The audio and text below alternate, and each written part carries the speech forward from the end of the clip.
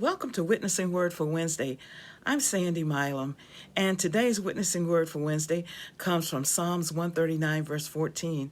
It says, I praise God, for I am fearfully and wonderfully made.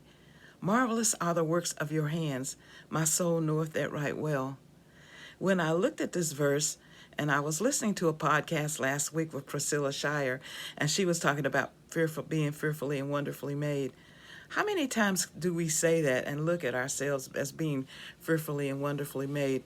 Most of the time, we spend our time trying to live up to an image of what our society thinks. We should be a certain size. We should have a certain hairstyle.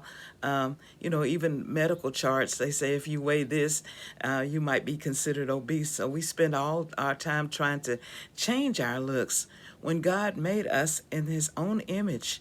In Genesis, it talks about being created in God's image. And since we are being created in God's image, we also know that God does not make junk. So we need to remember that. Remember that we are fearfully and wonderfully made.